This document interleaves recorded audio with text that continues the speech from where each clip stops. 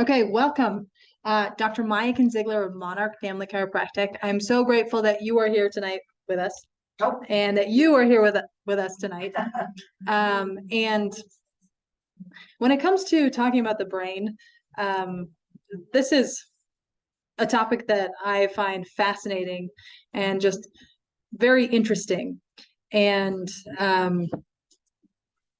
I will be sharing some things that are coming out of the Heart Math Institute, who really, I think, are on the cutting edge as far as heart rate variability, what that means in terms of heart coherence. I mean, they were doing research on this stuff back in the 90s. And so they are really, I think, experts when it comes to understanding how the heart impacts the brain and how coherence overall impacts our health and well-being. And we'll get into what that means here in just a second, because this is a conversation we talk about and we try and measure in our practice when we're doing some of the diagnostics that we do, and be in conversation around how can you really have a healthy state of well-being and mental health and be proactive in that. So let's get started here. So first, I found this fascinating when I was in either my anatomy class or physiology class back in chiropractic college. But when we were formed in utero, and the brain was the first organ to develop, and following the brain, the heart was the second organ to develop. And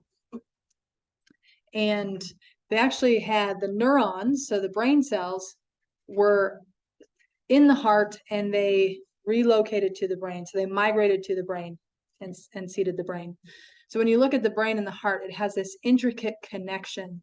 And what we're finding is that the heart sends more signals to the brain than the brain sends to the heart. And when you look at the electrical component of the heart's field, it's about 60 times greater in amplitude than the electromagnetic field of the brain. Meaning, if we were to measure the electromagnetic field that the brain emits, it's about this close to the brain. Versus when you look at the heart is 60 times greater than that.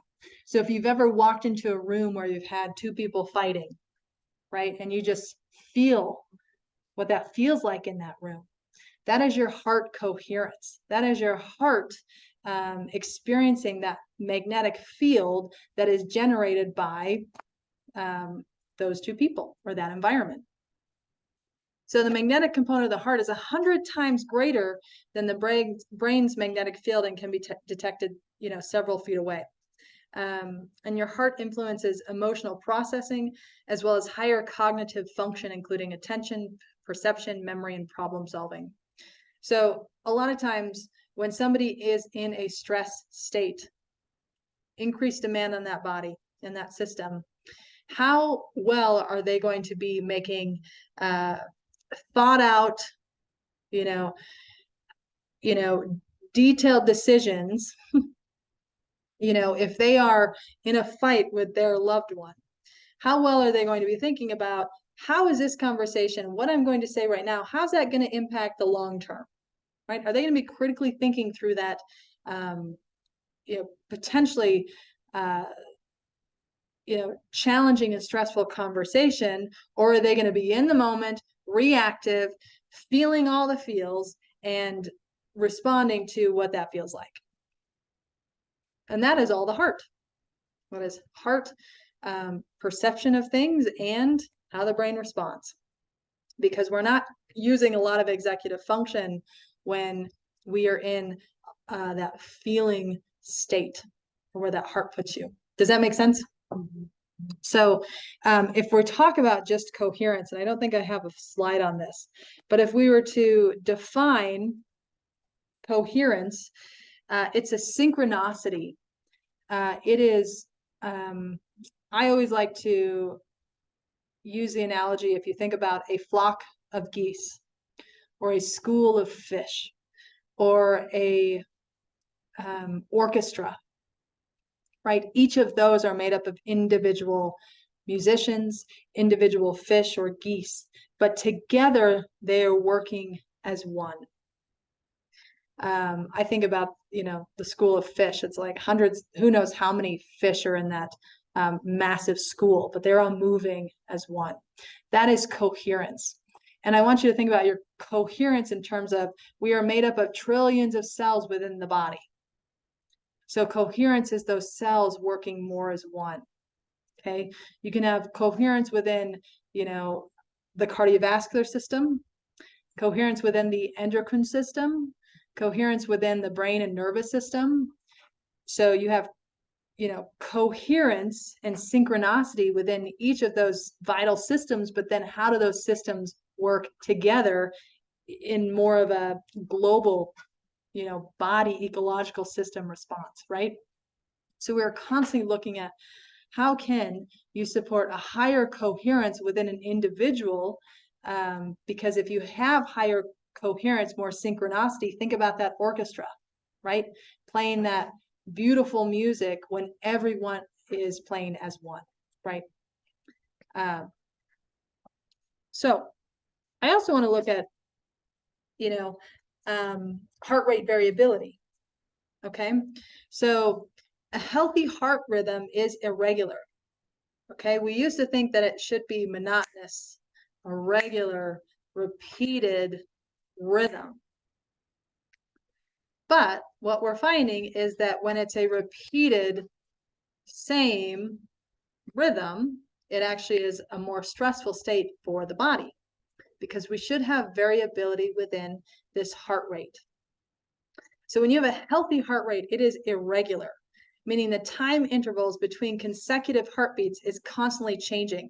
And it could be changing it's a very small, minute period of time. If you look at this chart here, I don't know if you can see my pointer, but if you look at this chart, this is looking at the heartbeat.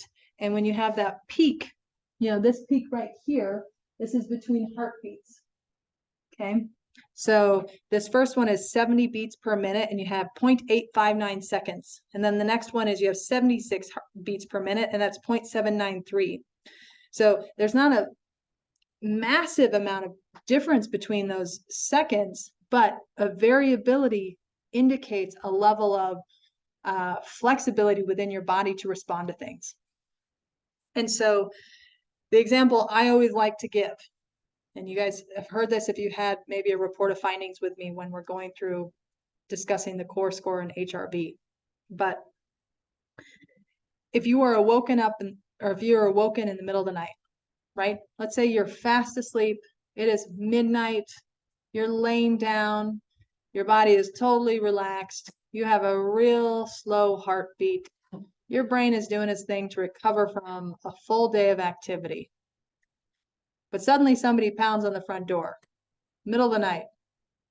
Boom, you sit up. Now you got to get blood to the brain. So heart rate increases. But who's pounding on your door at midnight, right? This is not a normal thing. Your heart rate skyrockets. You get an adrenaline rush. Your eyes dilate. Your blood shunts from all vital organs to your extremities, power the muscles. You go into an immediate fight or flight response to prepare for a threat. Do you need to fight? Do you need to run? And let's say you run to the front door. You're up here. You're prepared for a threat.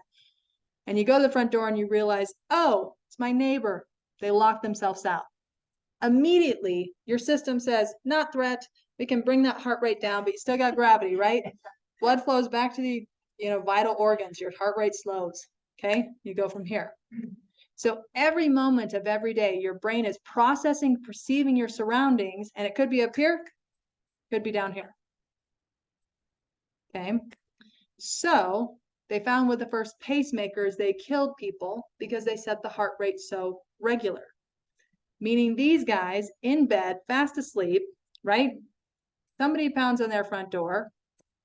They go to sit up. There is no change. And yet all systems of the body are, demanding that changes. So it is a significant stress to the system because it's not changing. So these guys, they feel that adrenaline rush. They get dizzy. They get lightheaded. They are unable to respond. Okay.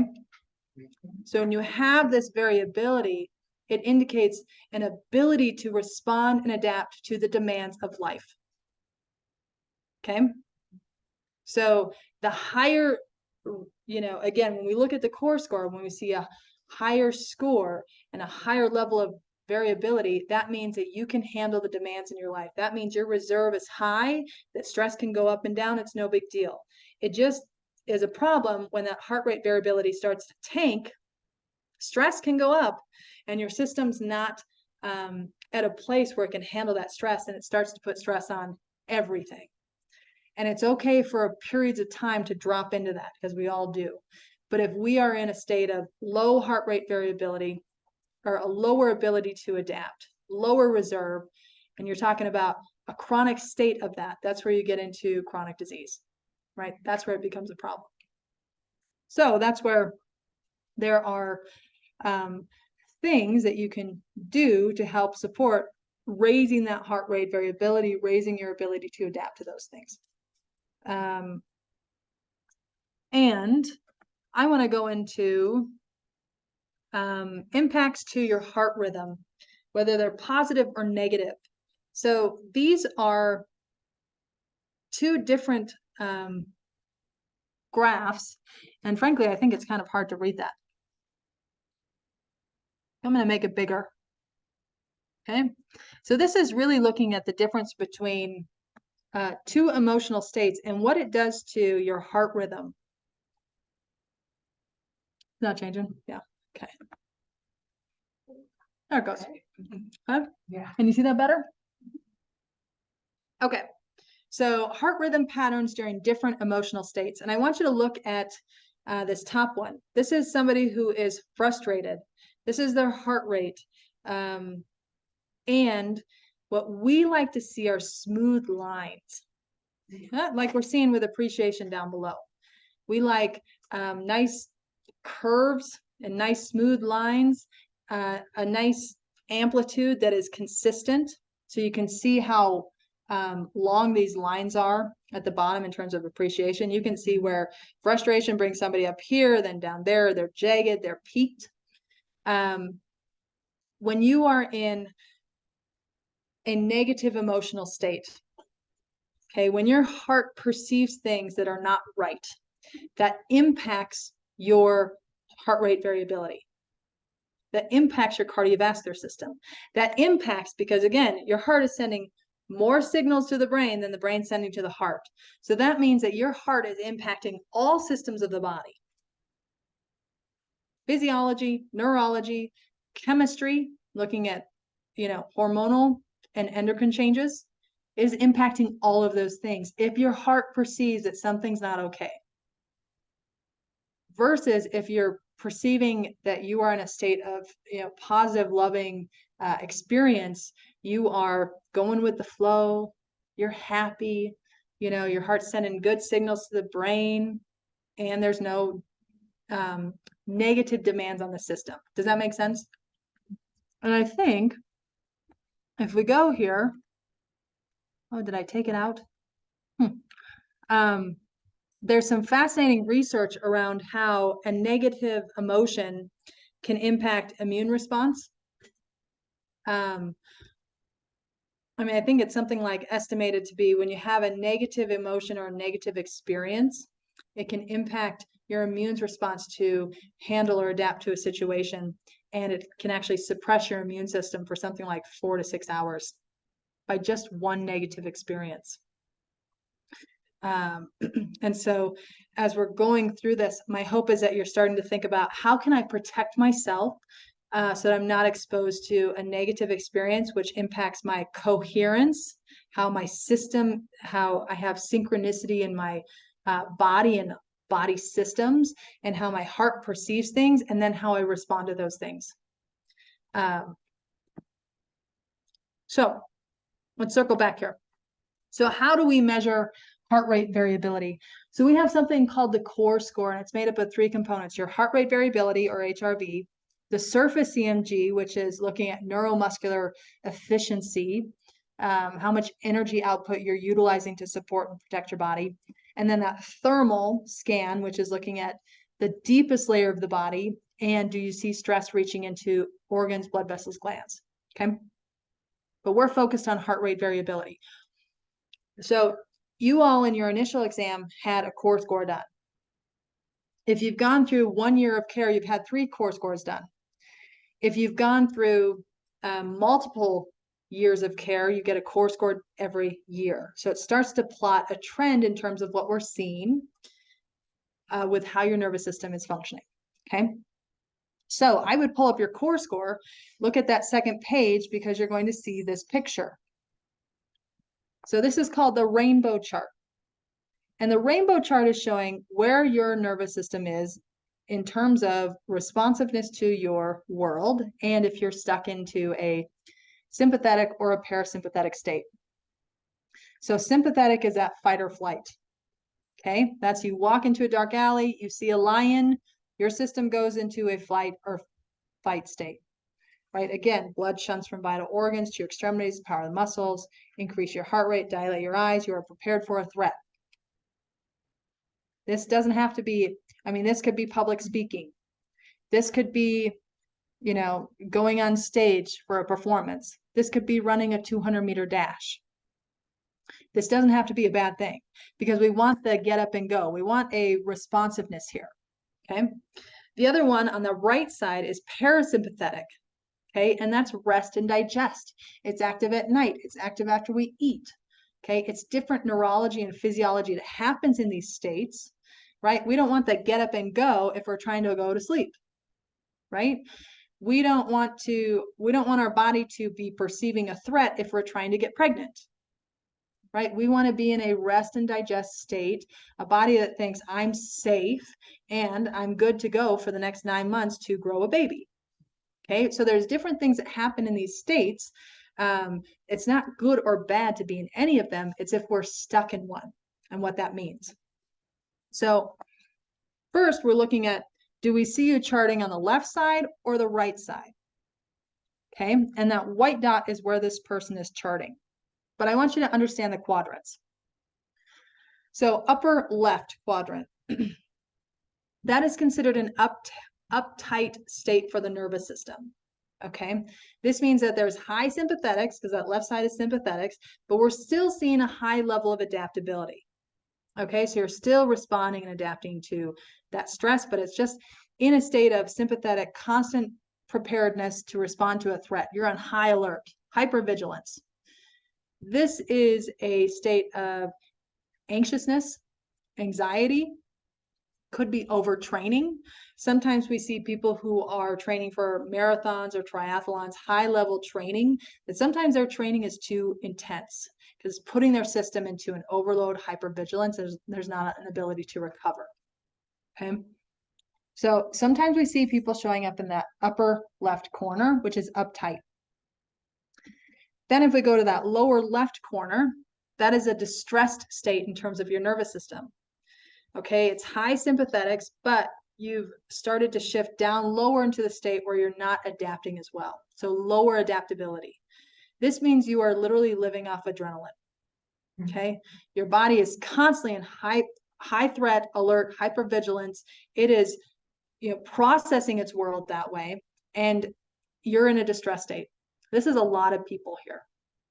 And a lot of people come in to chiropractic care in this state, and it takes a lot of time often to shift out of that state. Okay, because we got to help support taking stress off of the brain, help reset and support better organization and patterning. And oftentimes we find when that happens, people can start shifting and changing how they respond to their environment. But it takes work, because oftentimes this is years and decades of a nervous system that is written in this way or programmed in this way. Now, when we shift over into the right side, the parasympathetic state, ideally we want you in this green box. That's the really fifth category that we want people operating out of. But if we see you shifting into the right side, upper right quadrant, that's considered an overwhelmed state. So there's a high sympathetic response. It says sympathetic. It should say parasympathetic. Sorry about that. So it says, I'm going to just change that right now because I want it to be accurate. So upper right quadrant is high parasympathetic response. I'm coming, you guys. So you guys can see what I did. Okay, so overall, high parasympathetic response, but high adaptability. And this means that you're deficient in your ability to respond to stress, meaning stress goes up, increased demand, and you aren't able to respond to that demand. This could be a fatigue state. This is stress to adrenals. Oftentimes we see that we're pumping out stress, pumping out stress, pumping out stress, and then our body no longer responds to that stress, and we shift into a fatigue, burned out state. Okay, that's really more of into that last quadrant there. But if you're fatigued and tired and feel like you're not as responsive, this is an overwhelmed state. You're shifted in that parasympathetic. So there's different ways we can adjust you and support shifting you back into more of that aligned state.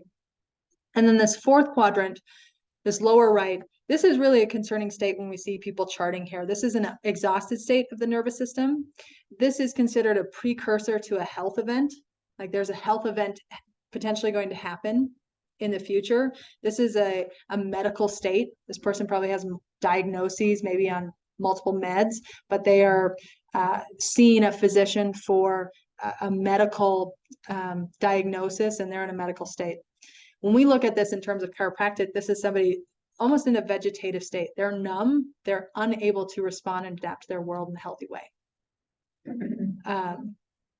And so these help us really understand, number one, the stresses this person has experienced for long periods of time. Number two, their ability to adapt and respond, time frame it may take to get the body out of this state. And it's multifactorial oftentimes. One of the reasons we do workshops is because, yes, we get your brain better connected to your body, so you're better able to handle demand. And then we start talking about lifestyle components that can help support you getting out of where you are to something where you want to be, right? Health is multifactorial, and we know that lifestyle changes and what happens in your environment and the choices you make are going to make the biggest impact in terms of your health. But it doesn't happen overnight. It happens over time. So this would be great for you to really go back to the core scores that you have and look at how you've charted and seen how that's changed. So I just want to skip this one. So improving your heart rate variability or coherence. This is something that we do talk about when we go over your anniversary re-exam, especially if we see your HRV has dropped pretty low. And this is something where we could never identify it. You have to identify it in terms of how can you increase that heart rate variability. Doc just did a really great workshop on mindfulness and meditation last week. She did an awesome workshop on that. If you start creating more mindfulness habits day to day, that's going to put you in touch with your heart, and that's going to change the messaging and going to change your experience. Stress management, I know that's a big category, but really understanding what's your stress and how to manage that stress. Journaling, work-life balance, breath work, finding joy, laughter, fun, playfulness. That is like heart. You know, I think I had a big belly laugh I don't know when it was. And I was like, I don't know when the last time I laughed like that. Just laughter, just joy in everyday life. Being outdoor, getting reconnected to Mother Nature, right? Things natural. Community, connection, friendship, those are massive and huge. Sleep, also huge. Having hobbies, right? Doing things that uplift you and bring you joy. And then I have vagal exercises, giving your brain right at the base of the brainstem, your vagus nerve, giving good input into that vagus nerve, because that helps settle you, helps regulate your nervous system. Humming, singing. We've done great workshops on that if you want to search polyvagal function. The other one I wanted to look at, if we're talking about de-stressing, and I just have a handout here. You can borrow it if you'd like to come to the office. But how can you de-stress, get reconnected to your heart, protect your heart, and help regulate your nervous system? And there's a couple components here that I just want to cover. Number one, communicate and interact with others. It is vital that you have trusted, safe relationships that you can communicate and connect with another person and really open up and share your heart. It helps to, let's see what this person said. It helps to reopen your heart, which increases fortitude and emotional balance. Whether you laugh together or cry together, there's tremendous beneficial release in terms of being able to connect, especially when your heart is feeling the strain or the stress. There's meditations that you can do, like reopening the heart feeling. We're not going to go over this today, but in a previous HRV and heart coherence workshop, I went over this specific technique that's wonderful. I'm going to link it at the bottom of the video for you YouTubers watching the recording. If you just want to listen to a quick 2 or 3 minute technique to bring your heart into higher coherence and a healthier heart rate variability, that helps reopen your heart. Practice appreciation and gratitude. Decrease the drama. Oh, yes. Because what happens with drama? Excessive worry, fearful projection. It's just not healthy. So how can you decrease the drama? Manage your reaction to the news. I mean, the biggest thing, fear sells, negativity sells, hate sells. And there's even energy with me sharing those words. There's energy that is created in my heart center when I share those things. And if you look at the news and you watch the news, majority of that is what's selling, what people are just attracted to. And so I'm going to challenge you, how can you protect yourself, understanding that one negative experience can impact your immune system ability to respond to its environment by 6 to 8 hours. One. And if we're hearing news over and over and over, negative, negative, negative, negative, that's skewing our perception of our world. And we're not only hearing it on TV, but we can listen to it on the radio. We can read it on any, iPhone, anything, it just pops up. It's there. It is invasive in every way. So my challenge to you is, number one, how can you protect yourself? Maybe limit your time. Say, I'm going to commit to 30 minutes or 45 minutes or 60 minutes and be done. I know people who are 3, 4, 5 hours a day tuned in to current events. They just got to know. But then also managing your reaction to the news. When we're under extreme stress and anxiety, it can be helpful to manage the amount of news we watch. So if you already recognize that I'm in an anxious state, I'm not feeling right, I am not feeling in sync with my environment or my relationships, that's not a time to tune into something that's going to be negative, right? You've really got to protect yourself. Prayer or meditation, heart-focused breathing, sleep, exercise, reduce comparing the present with the past. Says after a crisis or major change, one of the hardest things for any of us is to stop comparing the way the life was before to how it is now. But you want to reduce that. And it goes into details here. Let's see. So, and then reducing fear was the last one. So that was the stress kit that this gentleman put together, the Heart Map Institute provided. If you want to look through this, I can provide it for anybody to look through. So number one, my hope is first that you better understand how, your emotions in a negative event can impact your heart, and bigger picture, how it impacts your health over time. So you really want to protect here. And the world, it's easy for the world to tear you down. And I also want you to know that when you are getting chiropractic care and getting adjusted, it's taking stress off of a system, increasing your coherence, allowing you to better process your world. It changes how you process with demands. and allows you to start making other choices when it comes to health, and feel very differently about yourself. So kudos to you for being consistent in showing up for workshops, in your chiropractic care, in really trying to commit to a process that changes your experience, your perception, and your life. So I'll end there. If you have any questions on your core score, or you want to dive into, okay, how can I change this? There's lots of things that we've gone over here, but it's got to be right for you.